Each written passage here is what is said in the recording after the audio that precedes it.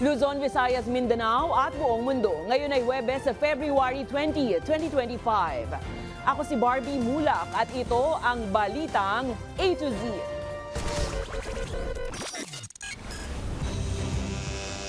Marikina City, may pamproteksyon sa mga mag-aaral laban sa dengue carrier na mga lamok sa gitna ng pagdami ng kaso.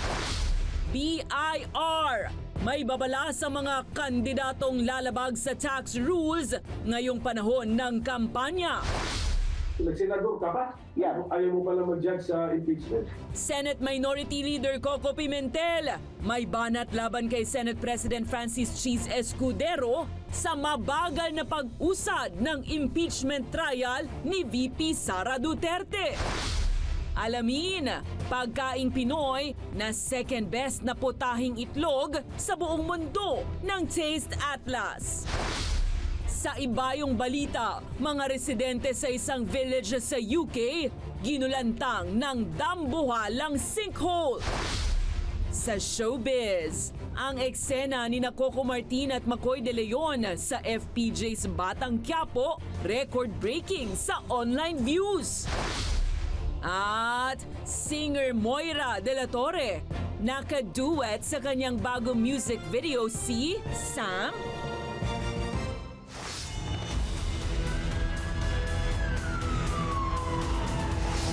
Magandang gabi, pambungad sa ating newscast. Kasabay ng pagsirit ng dengue cases sa iba't ibang lugar sa bansa, pinaigting ng ilang lungsod ang fogging at misting sa mga barangay bilang pamuksa sa dengue carrier na lamok. Sa Marikina City, isa sa bawat 4 na kaso ng dengue ay mga batang edad 10 hanggang 14. Ang detalye sa Balitang A to Z ni Kim Salinas. Puspusan ng ginagawang fogging ng Marikina local government sa iba't ibang barangay. Nag-iingat kasi ang lungsod lalo na't tumaas ng halos 70% ang bilang ng dengue cases ngayong unang 2 buwan ng 2025 kumpara sa parehong period noong isang taon. Nangunguna na rito ang Barangay Fortune at Nangka. As of yesterday meron na kaming halos 40 cases of Fortune. Nangka is around 30, 32, ganyan. Ayon sa City Health Officer, pinaka-vulnerable sa dengue ay mga bata. Majority ng cases natin is between the 10 to 14 years old. No, so siguro 26% of our dengue cases belong to the 10 to 14 years old, then pangalawa ay mga 5 to 9. So nasa mga mga children ang ating mga mga more susceptible. Karamihan dito mga mga mild cases. Yung iba na-detect sa hospital, pero mortality or namatay, wala pa po. Kabilang sa mga hakbang na Marikina LGU ay ang cleanup drive na Hakot Kuyagot kung saan hinahakot ang mga tambak na abubot sa mga kabahayan upang hindi pamugaran ng dengue carrier na lamok. Tuloy-tuloy din ang fogging at misting operations na pamuksa sa mga lamok. Madalas, lumalabas sa mga lamok ng alas 4 ng hapon hanggang alas 6 ng gabi. Meron po tayong ginagamit na gamot at ihahalo po natin sa diesel, kaya fog po ang lumalabas. Mali yung conception natin na ito ay parang nabubulabog lang. Yan po ay unti-unti silang nabubulag, kaya sila nagpupulasan ay naghahanap sila ng maliwanag o may ilaw. Okay? At doon po sila namamatay. Para naman sa proteksyon ng mga mag-aaral laban sa lamok, nilagyan na ng mosquito net ang first floor ng mga school building. Nagpo-provide kami ng olje sets, yung mga medicated na screen for mosquitoes.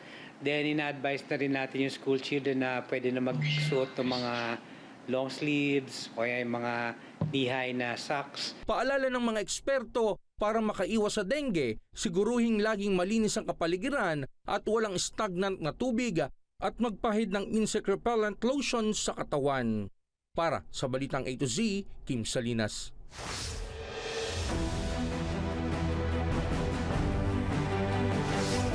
Itinalaga na bilang bagong kalihim ng Presidential Communications Office ang dating mamamahayag na si Jay Ruiz matapos magbitiw sa pwesto si Cesar Chavez. Ayon kay Chavez, nakausap na niya si Ruiz at kasalukuyang isinasagawa ang transition plans. Nagpasalamat naman si Chavez sa lahat at sinabing tuloy pa rin naman daw ang suporta niya sa Marcos Jr. administration. Dating mamamahayag ng ABS-CBN si Ruiz, nakatakda naman siyang ipakilala sa Lunes, February 24 para masimula ng isang linggong transisyon at formal na magsimula sa unang araw ng Marso. Inihayag ni Pangulong Ferdinand Marcos Jr. ang pangakong mas palalalimin pa ang ugnayan ng Pilipinas at Czech Republic kasunod ng pagbisita ng Czech Defense Minister sa Pilipinas. Mainit na tinanggap ni PBBM si Czech Defense Minister Jana Černochová sa Malacanang, halos isang taon matapos ang makasaysayang state visit niya sa Czech Republic.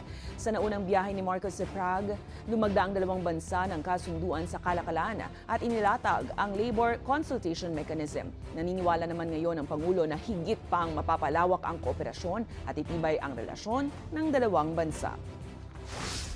Our visit here is very important because it establishes the fact that we are continuing with that the discussions that we had in Prague did not end in Prague, that they continue to go on between our two countries, and I am very optimistic for the future in terms of our relationship in all fields, on the people-to-people side, on the economic side, the defense and security, diplomatic and government-to-government. Maglingkod ng may dangal at integridad. Yan ang paalala ni Pangulong Ferdinand Marcos Jr. matapos ang panunumpa sa tungkulin ng 35 bagong general at opisyal ng Armed Forces of the Philippines, kasama ang 9 na nagtapos sa Foreign Pre-Commission Training Institutions. Binigyan diin ng Pangulo ang mahalagang papel ng militar sa nalalapit na 2025 midterm elections. Inihikayat ni PBBM ang mga nagtapos mula sa ibang bansa na gamitin ang kanilang bagong kaalaman para palakasin pa ang kakayahan ng militar. Habang tiniyak naman ng Pangulo ang buong suporta ng administrasyon sa AFP sa pagtataguyod ng kapayapaan, demokrasya at batas. As you move forth with your journey on this lifelong commitment to the nation, carry always with you the core values of the AFP. I am certain that you can never go astray so long as you are guided by the time-honored principle of serving with honor and with integrity. Sa Surigao del Norte, arestado ng pulisya si alias Datu Adlaw at alias Bae Lourdes, kasama ang kanilang mga tagasunod sa ilalim ng kanilang itinatag na grupong Federal Tribal Government of the Philippines. Kaugnay ito ng reklamong usurpation of authority na kinakaharap ng grupo matapos silang mag-padlock ng 2 negosyo at mag-set up ng checkpoint sa syudad nitong Enero. Nagpapakilalang bahagi ng tribo o indigenous peoples ang grupo at patuloy na nang aangkin ng mga lote sa Caraga na nasa ilalim raw ng ancestral domain. Pero ayon sa National Commission on Indigenous Peoples sa Caraga, illegitimate o hindi legal ang naturang grupo. Bukod sa usurpation of authority o pag-aangkin ng otoridad, naharap din ng grupo sa large-scale illegal recruitment, qualified human trafficking at iba pang criminal complaints.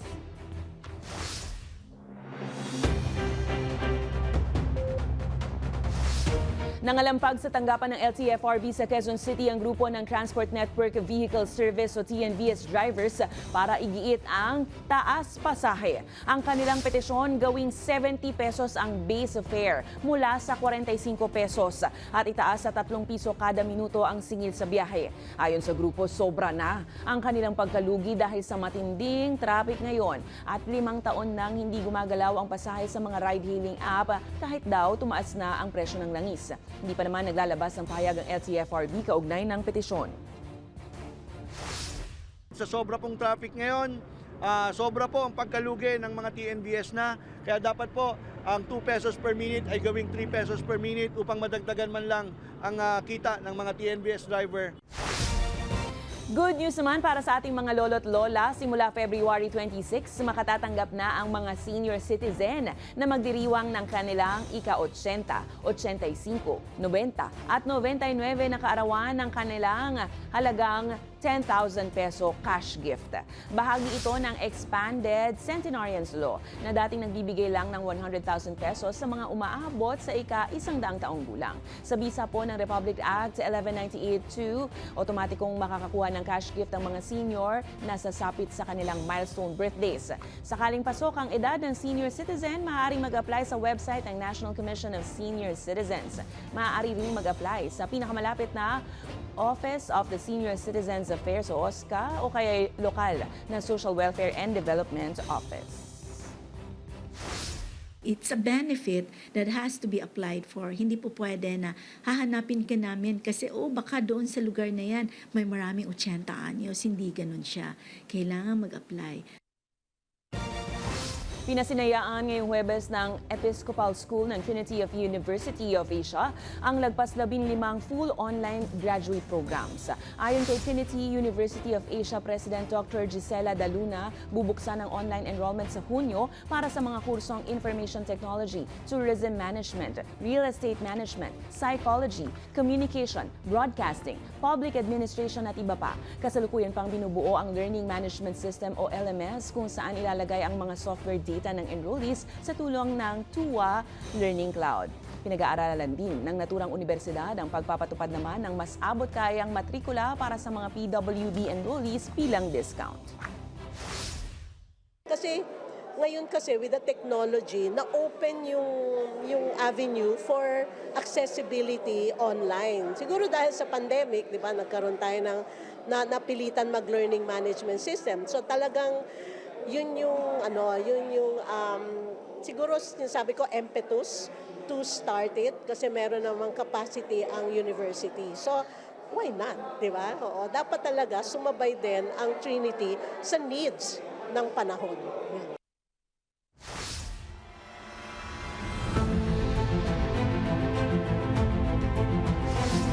Matapos ang halos 3 linggong palutang-lutang sa West Philippine Sea, na-rescue na ang 5 mangingisda mula sa bangkang Prince Elmo II noong February 16 matapos masalpok ng hindi pa nakikilalang barko ang kanilang bangka at makita silang palutang-lutang ng isang Vietnamese vessel. Ayon kay Philippine Coast Guard Deputy Spokesperson Lieutenant Commander Michael John Encina, agad nakipagkita ang Philippine Coast Guard Ship BRP Boracay sa MV Dong An noong February 19 nang makatanggap sila ng impormasyon na nakapagligtas sila ng 5 mangingisda. Matapos ma-rescue, agad na sumailalim ang mga ito sa medical at psychological test bago nakauwi sa kanilang mga pamilya sa Naik, Cavite. Patuloy naman ang Marine Casualty Investigation Team ng PCG sa pagtukoy ng barkong sangkot sa insidente, habang kasalukuyan pa rin hinahanap ang 3 pang nawawalang mangingisda.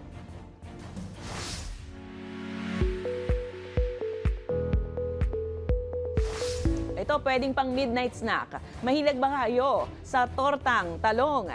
Ang paboritong egg dish kasi ng mga Pinoy, benta rin sa Taste Atlas. Itinanghal nga na second best egg dish in the world ang tortang talong ayon sa Taste Atlas.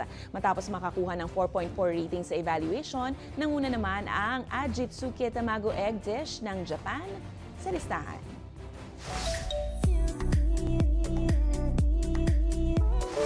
Palong-palo ang online views ng kapamilya hit seryeng FPJ's Batang Quiapo. Record-breaking. Sa 2 consecutive nights na umabot sa more than 850,000 views ang eksena ng paghaharap at sagupaan ni Tanggol at David na ginagampanan ni Coco Martin at Macoy De Leon. Matapos malaman ang pagpapanggap ni David bilang si Tanggol kay Ramon na ginagampanan naman ng batikang aktor na si Christopher De Leon. Intense ang bawat eksena na talaga namang hindi binitawan ng marami ang kanilang panonood. Subaybayan ang kaabang-abang ng mga tagpo sa FPJ's Batang Quiapo gabi-gabi. Dito lang sa A to Z. Abangan sa aming pagbabalik, BIR nagpaalala, mga kandidato dapat sumunod sa tax rules kaugnay sa mga donasyon at gasto sa kampanya. Vloggers na kumikita online, kasama rin. At higanteng sinkhole lumitaw sa isang bayan sa Inglaterra, mga residente pinalikas. Abangan ang kumpletong ulat sa pagbabalik ng Balitang A to Z.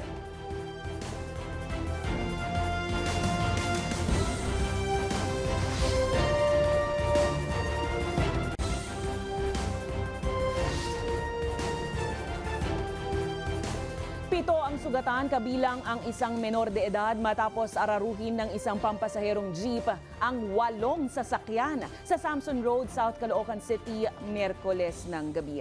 Ayon sa Caloocan City Police Station, galing sa direksyon ng monumento ang jeep at tinatahak ang direksyon pa Navotas City nang mabangga nito ang 2 pampasaherong jeep, 3 bisikleta, 2 motorsiklo at 1 kotse. Isinugod naman sa ospital ang 4 na nasugatan kabilang ang 17 anyos na binata na nasa gilid ng kalsada na nabangga ng jeep. Ayon sa tsuper, nawalan umano siya ng preno na dahilan ng kanyang pagkakasalpok. Hawak na ng pulisya ang tsuper na posibleng maharap sa reklamong reckless imprudence, resulting in multiple physical injuries at multiple damage to properties. Nilinaw ng Philippine National Police na walang katotohanan ang kumakalat na balita patungkol sa isa umanong puting van na nangunguha ng mga bata. Ayon sa PNP, walang basehan nito lalo't walang natatanggap na formal na reklamo patungkol sa ganitong uri ng insidente. Batay sa datos ng ahensya, bumaba ang kaso ng kidnapping ngayong Enero sa 4 kumpara sa 6 na kaso na naitala sa kaparehong buwan noong nakaraang taon. Gayunpaman, tiniyak ng pulisya ang patuloy na pagbabantay, police visibility, para sa kaligtasan ng publiko. Una-una po sa lahat, hindi po natin alam kung saan nanggagaling ang mga report na yan tungkol sa may white van na nangunguha na naman ng mga bata para ibenta ang kidney.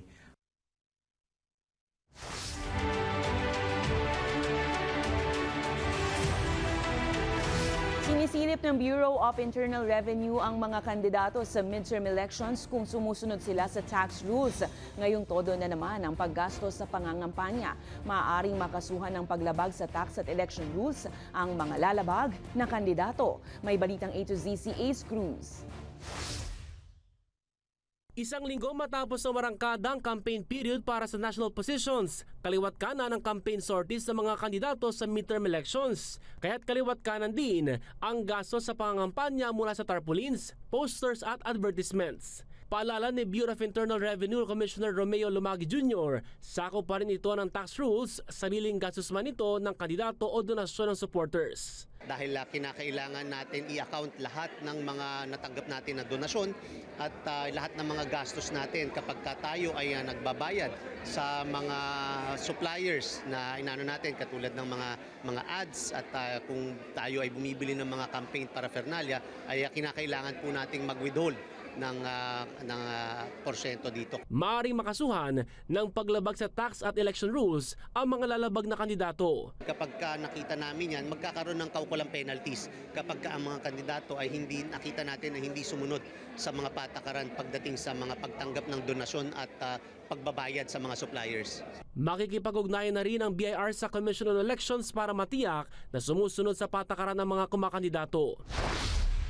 Hindi lang mga kandidato sa eleksyon ang binabantayan ng BIR kung hindi social media influencers din gaya ng vloggers, partikular yung mga kumikita sa kanilang online post. Nakukuha natin ang impormasyon kung magkano ang kinikita nila dito. So nako-cross-check natin yan, nalalaman din natin yan. Kaya pagka hindi tugma sa kanilang mga voluntary compliance sa mga fina-file nila ay nagpapadala tayo ng audit. Umabot sa 2.85 trillion pesos ang nakolektang buwis ng BIR noong 2024 na pinakamataas sa loob ng 2 dekada. Pero mas mataas pa ang target revenue collection ngayong taon na higit 3.2 trillion pesos. Para sa Balitang A to Z, Ace Cruz. Nakabalik na sa bansa ang 12 Pilipino na biktima ng human trafficking sa Myanmar. Ayon sa Department of Migrant Workers, sapilitan silang pinagtrabaho bilang online scammers matapos mabiktima ng illegal recruitment. Sa tulong ng militar sa Myanmar, nailigtas sila at dinala sa Thai border kasama ng iba pang biktima. Tuluyan naman silang nakabalik sa Pilipinas sa tulong ng Philippine Embassy at Migrant Workers Office sa Bangkok. Muli, pinag-iingat ng DMW ang sinumang makatatanggap ng trabahong alok lamang sa social media.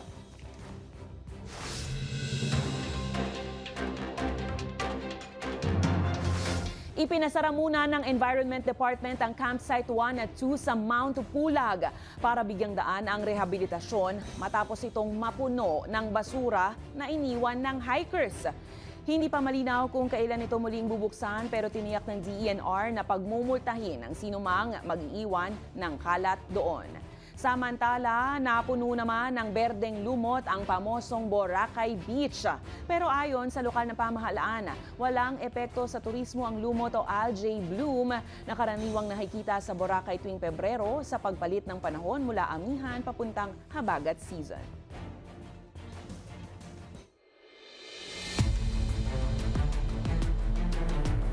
Nananawagan si Senate Minority Leader Coco Pimentel ng caucus o pagpupulong para pagdesisyonan kung kailan sisimulan ng impeachment trial laban kay Vice President Sara Duterte. Nais ni Pimentel na umusad na ang proseso, kabaligtaran naman sa pinaninindigan ni Senate President Francis Cheese Escudero. Hinihimok din niya ang mga kasamahang tatakbo muli sa halalan na unahin ang impeachment sa halip na pangangampanya.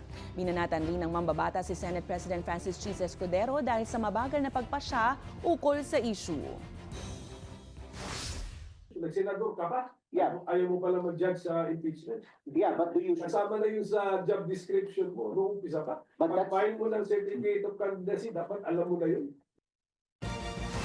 Hindi sumipot ang negosyanteng si Jam Ignacio sa National Bureau of Investigation matapos ireklamo ng kanyang fiancé na si Jelly Au dahil sa pananakit kamakailan. Ayon sa abogado ni Ignacio, sinusubukan ng kliyente na makipag-ayos sa fiancé. Anya, haharapin na lamang nila ang reklamo sa piskalya at umaasang magkakaayos sila. Sa isang media interview, humingi na ng tawad si Jam Ignacio sa nagawa. Una nang sinabi ni Jelly Au na desidido siyang magsampa ng reklamo sa nobyo matapos ang insidente ng pananakit.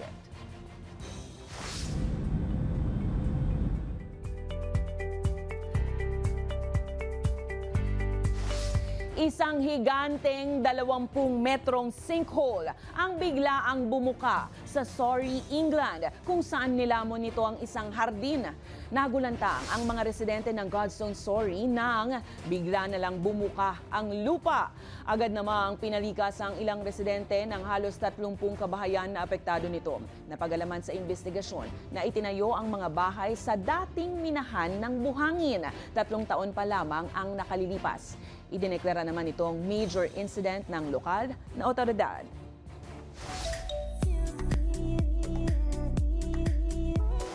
Attention Swifties, hindi lang una o pangalawa, kundi panlimang pagkakataon nang nakatanggap ang global pop artist na si Taylor Swift ng Recording Artist of the Year Award. Ayon yan sa International Federation of the Phonographic Industry o IFPI. Nakapagtala si Tay-Tay ng biggest selling global recording artist ngayong taon, kasunod ng kanyang tagumpay mula noong 2014, 2019, 2022 at 2023. Tunay ngang history in the making dahil patuloy ang pamamayagpag ng pop icon sa industriya ng musika. Bongga! Susunod, music video ng awiting San Ka Na ni Moira de la Torre, Sinong Sam ang hinahanap. At kauna-unahang Women's Museum sa Pilipinas, binuksan na. Manatiling nakatutok, kayo ay nanonood ng Balitang A to Z.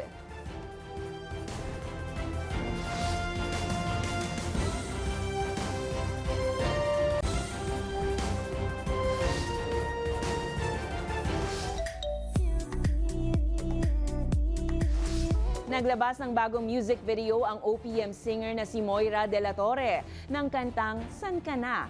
Kasama nga ba si Sam? Sino kayang Sam ang tinutukoy dyan? Samantala, Zach Tabudlo pumirma ng kontrata sa Mercury Records sa USA. Makichika sa Balitang A to Z Showbiz ni Lane Garcia.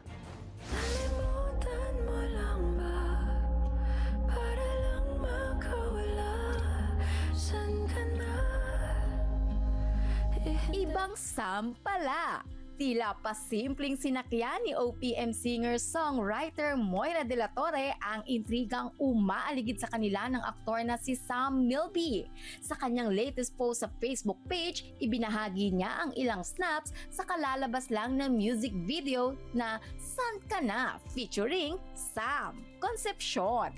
Umani naman ng samot-saring reaksyon mula sa netizen ang post na yan ni Moira. Matatanda ang mainit pa rin ang usapin sa social media tungkol sa pagkakadawit ni Moira sa hiwalayang Sam Milby at Catriona Gray. Ngunit mariing pinabulaanan ni Sam Milby na hindi si Moira ang dahilan ng breakup nila ni Kat.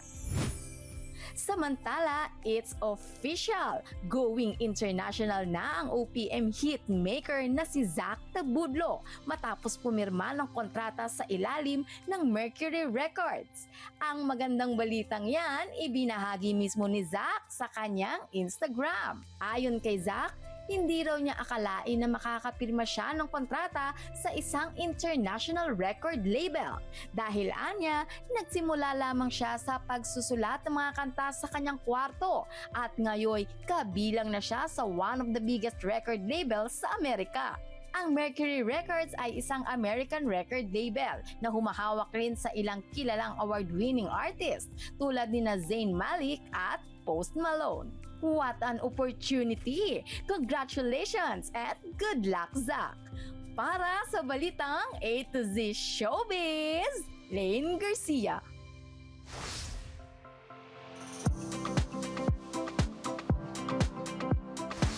Sa ating arat na, formal nang binuksan ang kauna-unahang Women's Museum sa Pilipinas. Pinangunahan ni Quezon City Mayor Joy Belmonte at Senator Riza Ontiveros ang pagbubukas ng museo sa lungsod ng Quezon na tinawag na Tandang Sora Women's Museum. Ito ngayon ang tinaguriang kauna-unahang Women's Museum sa bansa dahil nakatuon ito sa mga kwento ng mga kababaihang naging bahagi ng makulay na kasaysayan ng bansa. Laman ng museo ang iba-ibang sculpture, exhibit area, creativity corner, mga libro sa kasaysayan ng mga kababaihan, maging ang special exhibit ng Her Historical Philippine Timeline. Bukas ang museo mula Martes hanggang Linggo, alas 9 ng umaga hanggang alas 4 ng hapon. Libre po yan para sa lahat ng Q-citizens, persons with disability, senior citizen at sa publiko ngayong buwan ng Pebrero at Marso. Kung kayo ay may kwentong kakaiba, mga kwento ng pag-ibig o storya ng inspirasyon at pag-asa, maaari nyo itong ibahagi. Sumali sa ating Facebook group na Balitang A to Z. Panoorin ang replay ng ating programa at sundan ang ating social media pages. Hanapin ang Balitang A to Z. Ang ating pabaong quote of the night ngayong Miyerkules ay mula sa Vietnam War veteran na si Richard Marcinko. Sabi niya, gusto ng tao na manatili ang lahat sa nakasanayan dahil mas madali ang buhay. Pero bilang leader, hindi mo po pwedeng hayaang kumapit sila sa nakaraan. At yan po ang mga balita at impormasyon, mga kwentong may dalang inspirasyon na tinutukan ng Balitang A to Z. Ako si Barbie Mulak, maging maalam, makialam. Magandang gabi sa iyo, Pilipinas!